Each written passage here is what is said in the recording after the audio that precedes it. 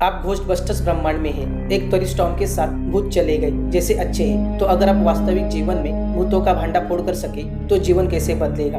क्या आपको परमाणु ऊर्जा का पुनः आविष्कार करने की आवश्यकता होगी या सिर्फ बहुत सारा पैसा? और क्या आप स्लिम हो सकते हैं? आइए जानते हैं इसी वीडियो में।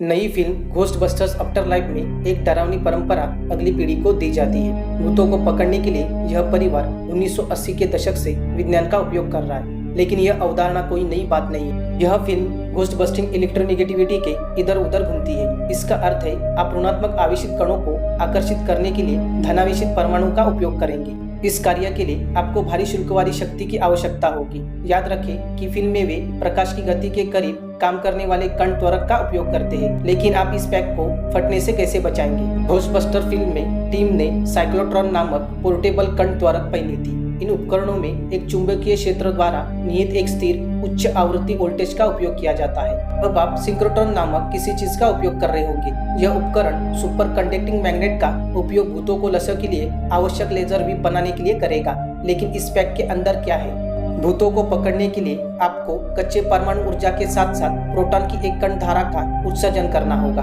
ऐसा करने के लिए आपको सुपर कंडक्टर्स को लगभग -270 डिग्री सेल्सियस पर रखने के लिए लिक्विड हीलियम कूलिंग सिस्टम का उपयोग करना होगा। इन फिल्मों में आत्माओं में मनोविश्लेषणात्मक ऊर्जा होती है और उनकी ऊर्जा पर ऋणात्मक आवेश होता है। इसीलिए जब यह धनात्मक आवेशित किरण बाहर निकलती है तो इन्हें तैरते हुए दुःस्वप्नों को धनात्मक आवेशित लेजर ग्रिड में खींचा जा सकता है। हम उस जाल के बारे में बाद में बात करेंगे। अभी आइए बिना स्लिम हुए उस भूत को पकड़ने पर ध्यान देंगे। जब उस भूखे भूत ने अभिनेता बिल मरे को मारा तो इसने कीचड़ की एक गंदगी को पीछे छोड़ दिया, जिसे फिल्म में एक्टोप्लाज्मा कहा है।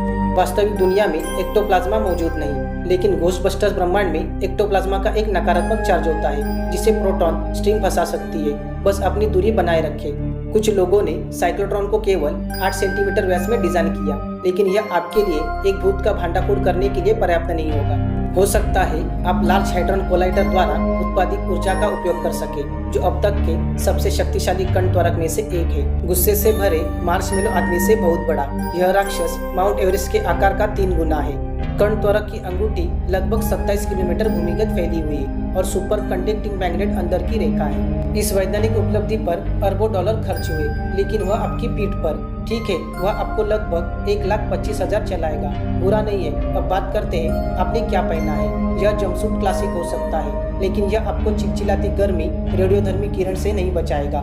उचित सुरक्षा के बिना उस लेजर से निकलने वाले विकिरण आपके डीएनए को नुकसान पहुंचा सकते हैं और आपको लंबे समय में कैंसर हो सकता है।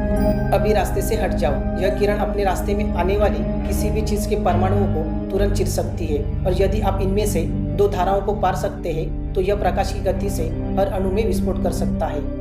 एक बार जब जाल का दरवाजा खुल जाता है तो दूर देखो, आपके पैक द्वारा उत्सर्जित धनात्मक आवेशित विकिरण म्यूऑन नामक नैनो कणों को बाहर लाएगा। ये घने ऋणात्मक आवेशित परमाणु अनिष्ट शक्ति का भार कम कर देंगे, क्योंकि ट्रैप का धनात्मक आवेश उन्हें अंदर खींच लेगा। और अगर विकिरण ने आपको अभी तक नहीं मारा तो उस दरवाजे को बंद कर दे। सावधानियों के साथ आपके पास मरे हुए लोगों के साथ सिर से खोपड़ी जाने के लिए क्या हो सकता है। तो अब जब आपने सुपर कंडक्टिंग मैग्नेट में महारत हासिल कर ली तो शायद आप एक अलग मूवी फ्रेंचाइज लेने के लिए तैयार हैं। क्या होगा यदि आपने लाइट बस्टर बनाया? क्या होगा यदि आप भूत को घोस्टबस्टर की तरह फंसा सकते हैं? इसके बारे में हमने आपको पूरे विस्तार से बता दिया है। तो दोस्तों, आज के लिए बस इतना ही। फिर मिलेंगे अगले वीडियो में। तब तक के लिए बाय।